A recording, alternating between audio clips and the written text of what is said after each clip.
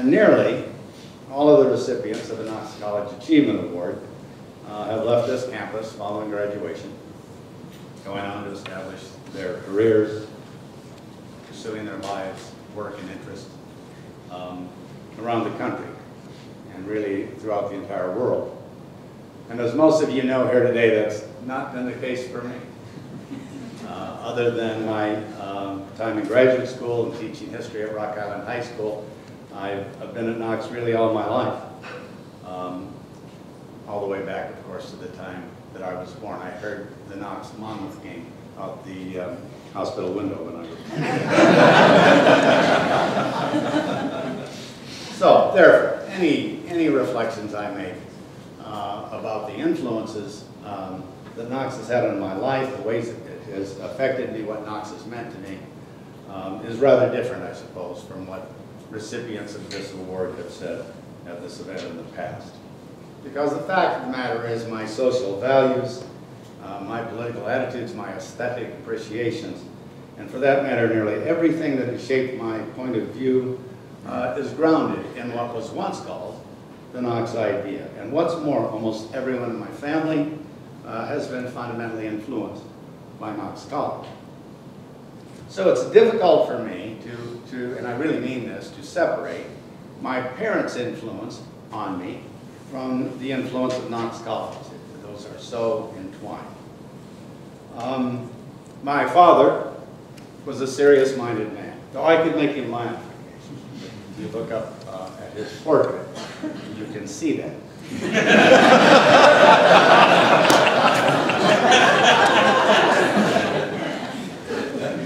So, you know, Plato attributes to Socrates the words that the unexamined life is not worth living.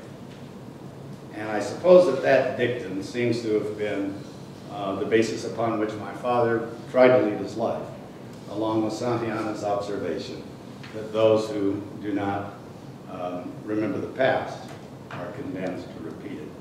So my dad genuinely believed, I think, that one should try to consider as many points of view as possible before drawing conclusions. And he thought one should, and this was something he said frequently, try to carefully mull things over first before drawing conclusions, and certainly think back about what has preceded what had gone on in the past before moving forward. He thought that a well-rounded education laid the foundation for being able to achieve this approach to life in a liberal arts education like the one offered at a school like Knox. Not just Knox, but schools like us could make that approach to life possible. First and foremost, excuse me, he championed civil liberties. And his knowledge of the past was simply amazing. He loved to read poetry, he loved to listen to classical music, he loved to play word games. He was outraged at intolerance, and he loathed demagogues. He truly admired those who tried to reach a consensus in the midst of controversy. And one of my fondest memories growing up was sitting on my front porch or sitting in the living room of my house listening to conversations he had with his faculty colleagues on a wide range of topics. The fact of the matter is, by the time I got to high school, by the time I was starting high school, my close friends would sometimes say to me on a summer night, let's just go over to your house and listen to your dad talk. Fortunately, my mother, and Alex smiles, because she knew my mother. My mother made sure that my brother and my sister and I were made aware of a world beyond the confines of the academic community. Annie Muelder most certainly had a high regard for higher education. She was herself a teacher. But her views of life were in many ways quite different from my father's. And she, I would say more than anything else, truly believed in pursuing happiness.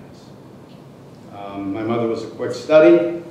And unlike my dad, she did not hold back from expressing her opinions quickly. Sometimes she arrived at these opinions in strange ways.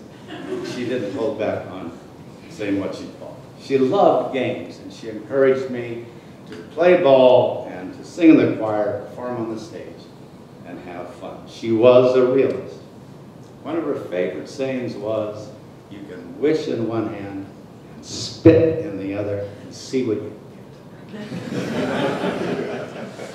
So, anyway, by the time I enrolled at Knox, I must say I was ready to have a good time, and in retrospect, I think I probably had too good a time at Knox. But I received an outstanding education here, and because my father was the college's dean by then, I had the opportunity to meet remarkable visitors to the Knox campus. Senators and Supreme Court justices and journalists and poets, novelists, scientists, historians, and artists.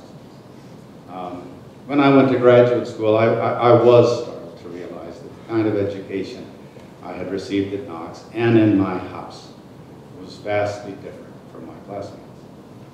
So, at this kind of affair, you should spend most of your time thanking people. So let me again apologize to all of the people, many of whom I look out and see today, who I will not mention by name. I must say, though, when I look at Dave Schultz and Rich Rudell, they're trustees now, and I think that they're RAs.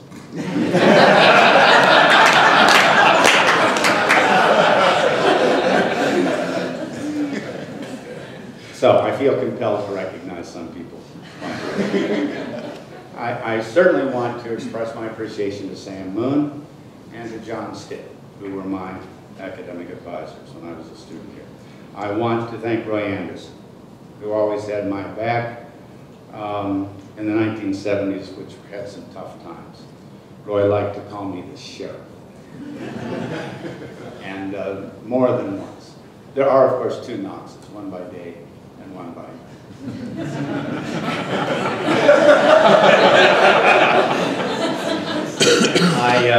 I want to recognize John Moore, who I reported to in the Dean of Students office, in the advancement office. I would like to thank John Strauss. For God's sake, John Strauss helped me with nearly every task I had when I was the director of the Alumni Affairs, even when he knew I was a Cardinal fan. Unbelievable. It's hard for John. He's a loyal Cardinal. I would like to also express my appreciation for the integrity with which Steve Bailey conducted his affairs when he was the Associate Dean of the college, and I want to congratulate Harley Nosher on the fact that he managed to administer the athletic department for 40 years in a way that never compromised the academic standards of the college. And I would also like to mention the importance of three lifelong friends, all Knox alums, Dennis Baylor, Peter Robinson, and Jay Madsen. Three Knox presidents have been particularly supportive of my efforts, Charlie Embeck, Roger Taylor, and Teresa Lamont, as well as Deans Larry Breitbord and more recently Laura Belling.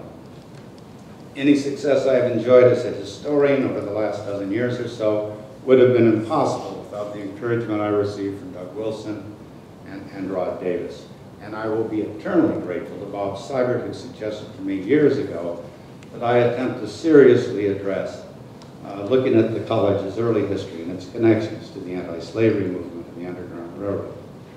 And I would also like to salute 4 faculty members who are still teaching here, who, like me, began their careers here in the late 60s and early 70s.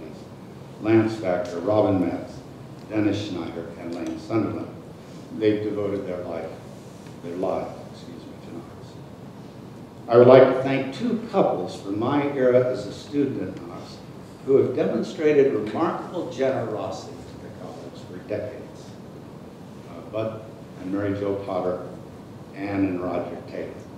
And I must also thank Jeff Douglas and his remarkable legion of library staff employees who have helped me in numerous ways. And let me also congratulate someone who came to Knox, who I consider to be one of the key administrators in the history of our school, Tom Axel, who has insisted, after he landed here, on having the college face the fact that it must have annual budgets that stay reasonably well, not always perfect, but reasonably well within the means of the college. I really mean, I think, as I look back over my time at Knox, what Tom did on that front was crucial. So, I have saved for the last the following 4 people. My sister, Marcia Miller Eaton, who's always been there for me. My daughters, Carrie and Caitlin, who mean more to me than they will ever know. Both have grown up to be wonderful women, caring, honest, fair-minded. And last and most important of all, my wife, Lori, whose love and loyalty has meant so much to me. In addition, her criticism and her suggestions have saved me from disaster on more than one occasion. To borrow a line from poet Donald Justice, she is my Belle Harbor, my San Salvador. So, finally, let me say this. According to William James, the deepest principle in human nature is the craving to be appreciated. Let me assure you all I've never felt more appreciated than I do.